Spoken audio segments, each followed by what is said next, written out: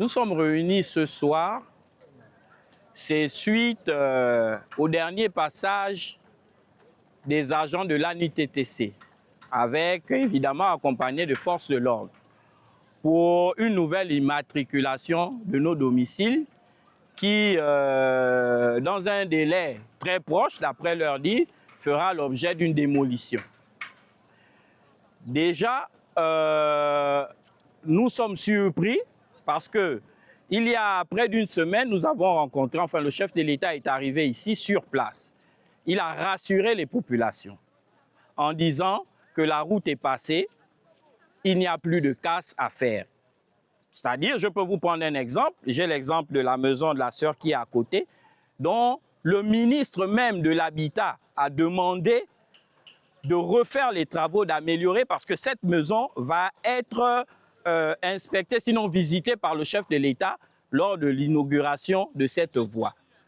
Mais force est de constater que après le départ et après la confirmation du ministre de l'Habitat, force est de constater que les agents de l'ANUTTC, accompagnés de forces de l'ordre, sont revenus pour réimmatriculer ces maisons qui avaient déjà été épargnées de la casse parce que ils n'étaient plus sur l'emprise, enfin ils n'ont jamais été sur l'emprise de la route.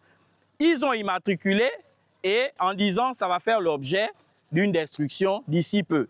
Et quand on pose la question à ces agents de savoir mais c'est quoi le projet, quelle est la décision, enfin quel est est-ce que vous avez un document qui d'abord informe les populations de votre démarche? Ils nous disent non, nous sommes envoyés.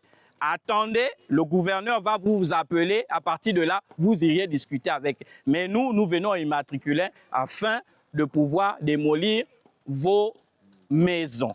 Maintenant, j'ai posé particulièrement la question à un des agents en lui disant que mais vous immatriculez chez moi, mais pourquoi l'immeuble qui est à côté n'est pas immatriculé? Il me répond en me disant, quand vous regardez votre maison et quand vous regardez l'immeuble, est-ce que même vous-même, il y a comparaison? Et tout de suite, je tombe des nuits. Je lui dis, mais non. Si lui, il a construit parce qu'il a des milliards, il a construit un immeuble, mais moi, avec mes 100 000, j'ai construit une maison. Il a acheté la brique à 350, moi aussi, j'ai acheté la brique à 350. Donc, comparaison n'est pas forcément raison. Donc, à un moment donné, on s'est vu et on est en train de se voir désabusé et nous sommes sûrs, enfin, là encore, je me dis, que le chef de l'État n'est pas au courant de ce qui est en train de se faire après son passage ici. Donc, d'où la mobilisation aujourd'hui pour attirer l'attention déjà des tenants du pouvoir et de leur dire que vous avez décidé peut-être d'avoir un projet et de déguerpir les gens. Nous ne sommes pas contre. Au contraire, non, nous ne pouvons pas nous opposer. Mais ayez la manière, ayez la communication parce que nous n'avons aucune information. Nous n'avons rien qui nous permet de comprendre le bien fondé de l'action du chef de l'État ou, je dis bien du chef de l'État parce que jusque-là, je me dis que c'est sous ses auspices que c'est en train de se faire. Donc, à un moment donné, nous interpellons les pouvoirs publics pour leur dire, venez nous expliquer, venez nous rassurer parce que aujourd'hui, nous sommes à l'approche, la rentrée, je crois que c'est le 2.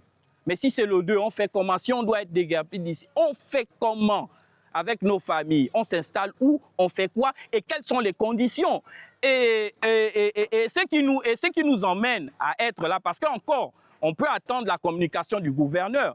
Mais vous voyez les travaux qui ont été effectués pour la voie, ceux qui ont été impactés par le passage de la voie, qui sont allés au gouvernorat pour pouvoir, je ne sais pas, avoir gain de cause, mais les retours qui nous reviennent, elles ne sont pas bonnes.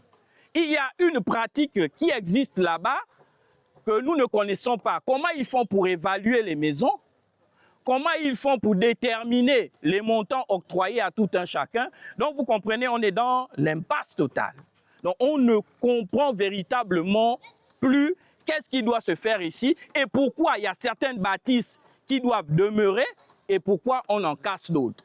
Donc, voilà. Et donc, nous interpellons les plus hautes autorités, ceux qui sont en habilité de nous donner des informations fiables à venir nous donner ces informations, d'où notre mouvement d'humeur de ce matin.